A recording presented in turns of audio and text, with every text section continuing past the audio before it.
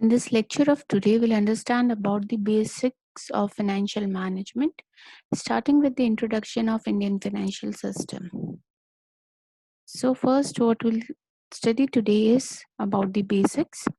As we all know that Indian financial system is a huge system, and just like any other system, it is governed by or regulated by supreme body. Taking an example, like we have digestive system for digestion of food, and there are different organs which are involved in the process of digestion.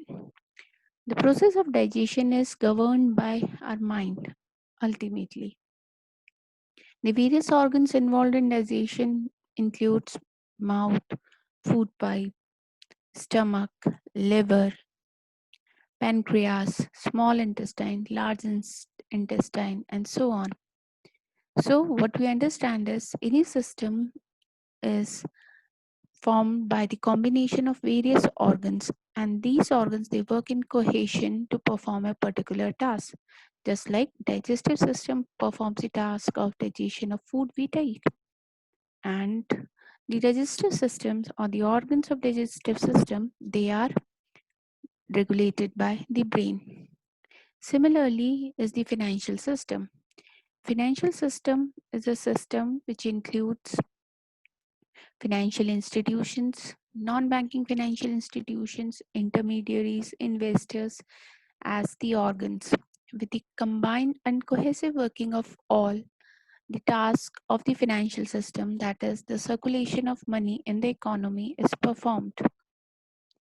Financial system is also regulated, and the regulation comes under the Ministry of Finance. Ministry of Finance is a government body and it works through different organizations. So the task of regulation of financial system is given to two main bodies which are also called as apex bodies, and these are Reserve Bank of India and Securities and Exchange Board of India. There are further sub-regulatory bodies that assist either RBI or SEBI in performance of their tasks. These includes IRDAI,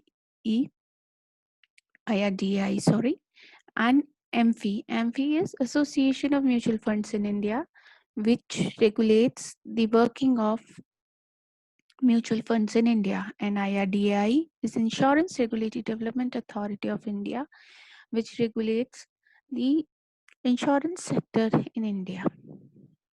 So basically, there are two main regulatory bodies. One is RBI and another one is SEBI. Fine. Next, we'll understand under RBI, there comes the regulation of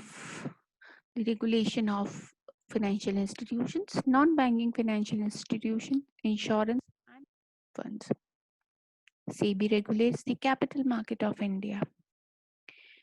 Moving further, before we discuss this system, what we'll understand is some of the concepts, the basic concepts. Fine. So first, what I'll start is with the basic concept of financial markets. Starting with the term market, market is a place where the buying or the exchange of goods and services take place. Suppose you have Sarafa market or you have jewelry market in your locality. What happens there is the exchange of money and the exchange of commodity, that is jewelry. Okay. So in financial terms, financial market in layman's term is what? It is a market where buying and selling of financial products and services take place. There's another definition given that it is a market in which financial assets are created or transferred. It means the same. Ownership of financial state assets changes when it is transferred from one person to another person. Created means first time that product is available for sale. These assets represents a claim of payment or of a sum of money, sometimes in future, or periodic payment in form of interest or dividend. This can be explained or understand with the help of an example. Suppose I purchase an FD of 10,000 rupees from State Bank of India. So what I have done, I have given 10,000 rupees to State Bank of India, and that those 10,000 rupees that become my claim to the payment. Okay, and the claim is sometimes in the future when my FD is going to get mature. Suppose it is 5 years hence, and what I'll receive is the periodic payment in form of interest on my FD. It may be compounded annually. So for 5 years, what I'll receive is annual payment of interest. Same thing can be understood in context of shares. Suppose I purchased 100 shares of Reliance Industries and each share is of worth 1000 rupees. So how much money I have given to Reliance Industries? It is 1200. Okay, that means it is 1 lakh rupees. So I have a claim of 1 lakh rupees for my payment to Reliance Industries. And what I'll receive, Reliance Industries, I'm paying Reliance Industries 1 lakh rupees. That means I become the owner at Reliance Industries of 100 shares. And what I receive in return is a dividend. Whenever company declares a dividend, I am going to receive that dividend. So basically, market is a place when buying and selling of products and services may take place. It may be your bank in terms of financial market, it may be your bank, it may be your commodity exchanges, stock exchanges, anywhere. Next comes the classification of financial market. Financial markets can be broadly classified into two types. One is money market and another one is capital market. What is money market? Let us understand it first. Money market is a place where buying and selling of short-term financial instruments take place. So let us understand what the short-term means. Short-term means any instrument which is having maturity within 365 days or 1 year time period. Okay, short-term instrument or money market instrument is an instrument which has a maturity of 365 days. It will get mature within 365 days, like it may be 30 days treasury bill, it may be any certificate of deposit for 9 months or so, any FD made for 11 months, it comes under your money market.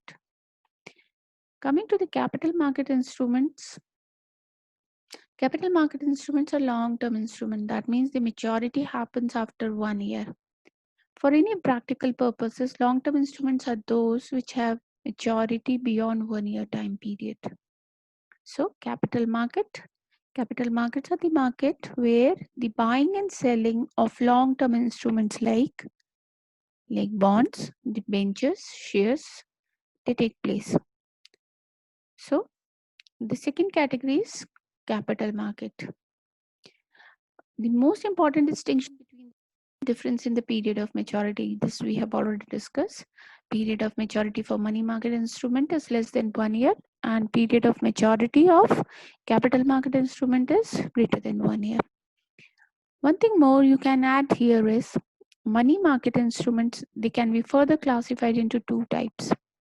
One is call market, another one is notice market. Call market and notice market. Okay, I'm just checking whether I've written it ahead. No.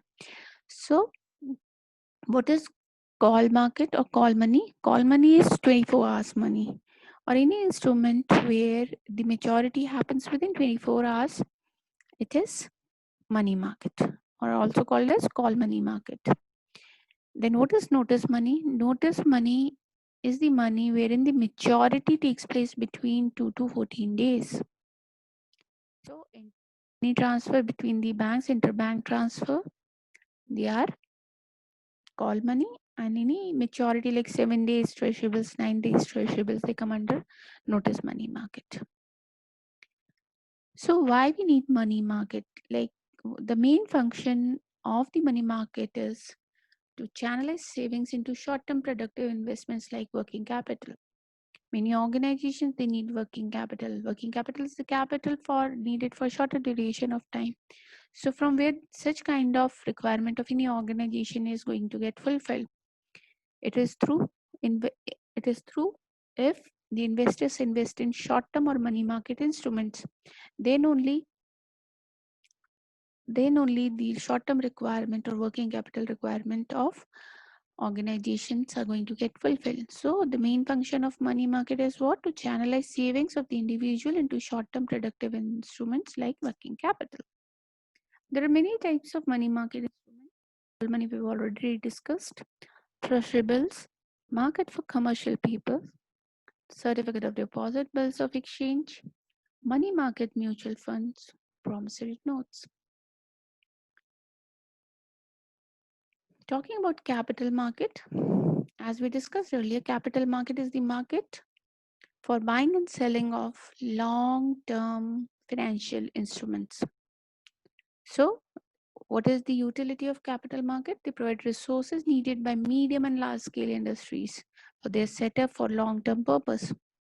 If any organization it wants to do expansion in terms of land, capacity expansion, like suppose they are manufacturing 100 units now and they want to go for more of the capacity, like going for 200 units of capacity or 2000 units of capacity, then the other purpose is investments and then attract investments, and by taking money from people, investment can be made. Recently Reliance came up with right issue. So after collecting money, after collecting money from existing shareholders, Reliance is going to make investments.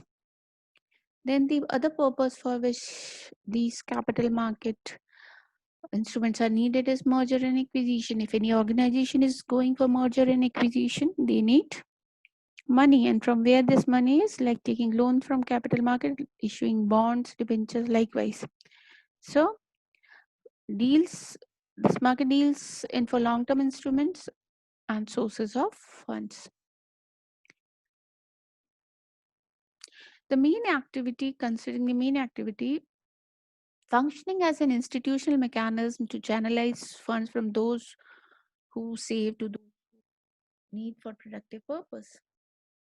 That means financial systems main activity is channelization of fund from those who are having, those who save like we household, and to those who need for productive purpose like industries. Provide opportunities for various class of individual and entities. So this financial system gives opportunities to various people in terms of their need of money. This is the slide I've taken from somewhere. Whenever you are free, you can go through these slides, and it gives you difference between primary market and secondary market. The slide is important from the understanding point of view as well as from the examination point of view of undergraduate and postgraduate students. So primary market, when the company needs financial resources for its expansion, they borrow money from investors through issue of securities. This short-term expansion. And secondary market, it is a place where already existing securities are traded. Before we start reading all this, I'll make you clear the concept of primary and secondary market. See, we have already studied about money market and capital market. There is another classification of financial market. It is primary market and secondary market. Primary market is a place where first time issual of any kind of security is done. Okay, it may be money market instrument, it may be capital market instrument. In secondary market, they are the places where buying and selling of already existing securities, like those which are already issued in primary market, takes place. So if any organization is coming up with a new IPO, it is to borrow money through issue of shares or securities. This is primary. And when these securities they get listed on the stock exchange, they are available for buying and selling continuously. That forms the secondary market. In simpler words, like when you get any security directly from the owner, it is primary market. Like Reliance coming up with IPO, so you're getting it directly from the organization for the very first time. But suppose you're trading in the secondary market, you're buying Reliance shares from stock exchanges, it is secondary market. So in primary market, what are the securities issued? Preference shares, equity shares, debentures, they are the securities issued here.